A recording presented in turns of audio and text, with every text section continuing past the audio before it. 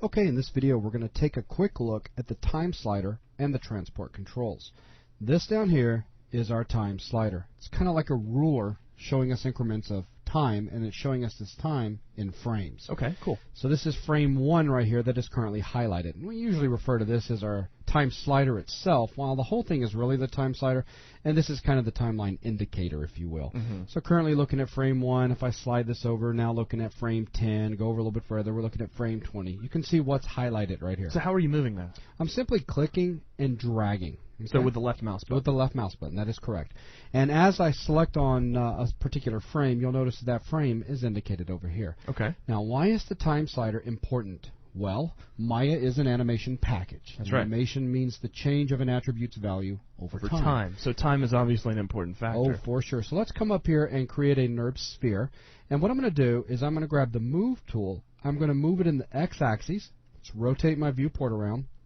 Now, I am going to keyframe this sphere moving from one side over to the other. Now, of course, later on there's going to be full animation lessons in this course. Sure. But for now, let's go ahead and do something very simple because it'll help explain what's happening inside our timeline just a little bit better.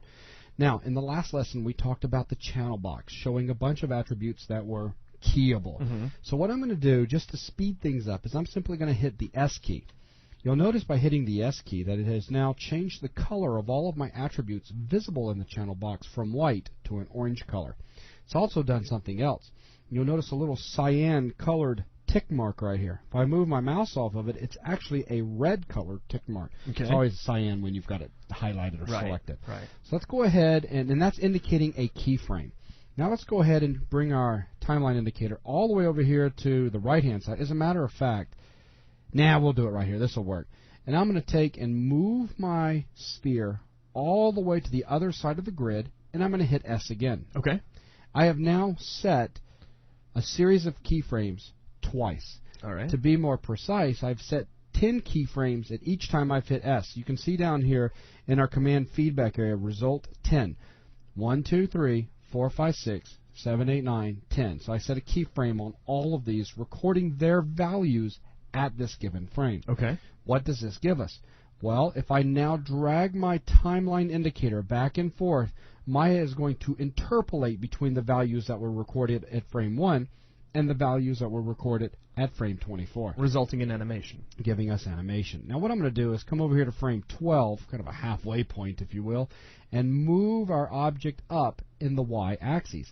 Now I'm going to hit S one more time. So 10 more keyframes were just created. That's right. Now, of all of these different things over here, all these different attributes, we've really only changed the attribute values of 2 attributes over time. If you think about it, translate Z, all my rotate, scales, and visibilities, these attribute values never change. It's more or less a flat line. There's no change over time. So they're not really animated.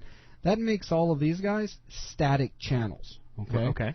Now, the first 2, of course, these guys right here, they have been animated. And what I mean by that is their values, their attribute values, do change over time. Check this out. If I come and click back over here on frame 1, and I drag my time slider, now look at this. We go up and then back down. Pretty cool, huh? Very cool. More importantly, we're now seeing where we have animation because we get this red keyframe indicator on our timeline. So it's really that simple. In the next lesson, we're going to talk about the range slider, in which we can control how much time we see on our little time ruler or frame ruler right here. Moving on over to the right-hand side, we get into the transport controls. The transport controls, I can do a series of things. First of all, I can specify where my time slider needs to be. So I can say, look, go to frame 12, enter. Why is this important? Well, let's say you're dealing with a very heavy scene and playback is extremely slow. Do you really want to hit play to wait till the timeline got all the way up to frame 230? Sure. No, you just type in 230. Or even in a scene with multiple frames visible here on the timeline, it may be difficult to drag to a precise frame. Exactly. So keep that in mind. Now, moving on over with the transport controls, basically think of a more advanced VCR or DVD. Sure. Where we have the ability to simply hit play. So what I'm going to do is I'm going to use this first button over here, which is going to rewind to the very beginning dink of our playback range, which is frame 1. Now I'm going to hit play. And it's awfully fast at the moment, so what I'm going to do is something fancy. Uh-oh. Uh-oh. I'm going to come down here, and I'm going to click on this button here, Animation Preferences. Right next to the auto key button. Which we're going to talk about a little bit more in a few minutes. Sure. But I'm going to change my playback speed from play every frame to play real time, which in this case is at 24 frames per second. All right. We'll talk more about that coming up. So let's go ahead and save that. Now when I hit play, now we get playback over a full second. So 1001. There we go. So now this is the animation that is playing back. Maya is interpolating between our attribute value changes at these different keyframe spots. Cool. Okay, and we get animation. Now, talking about the transport controls. Rewind to the beginning. Play forwards. We can play backwards in case we want to analyze the animation going backwards. You'll notice that as I hit each of the play buttons, the icon then changes to a stop button, allowing me to stop. Now I have a few more things that I can do with these buttons. I can step forward to the next key frame, which is going to then take me from 1 to frame 12. Bink, we're now at frame 12. Bink, we're now at frame 12. 24. Right. You can count by 12. Yes, I can. Yeah. And this can become very handy. Let's rewind back to the beginning. Another thing that I can do is step forward 1 frame at a time. Dink, dink, dink, dink, dink. I can also step backwards 1 frame at a time. Dink, dink, dink. As I could rewind to the very beginning of my animation, I can also fast forward to the very end of my animation. Cool. And so that's pretty much it for the transport controls. One more thing to point out is that with the transport controls and my time slider, I can right-click and I get this context menu that allows a series of options that are related to animation, such as we're going to cut, copy, or paste keyframes, delete keyframes, we're going to snap to specific frames.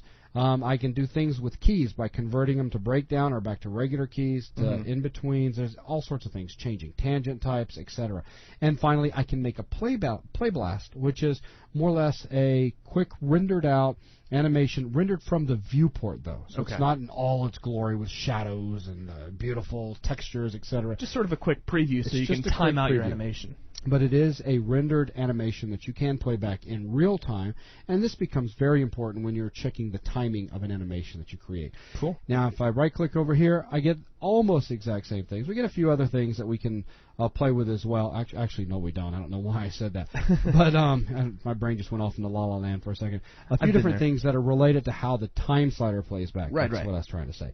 And now we'll talk more about these later on as we start diving deeper into the different projects that we're going to be doing during the Maya Fundamentals course. Cool. So with that, that is going to wrap up the time slider and the transport controls. Thanks a lot, guys.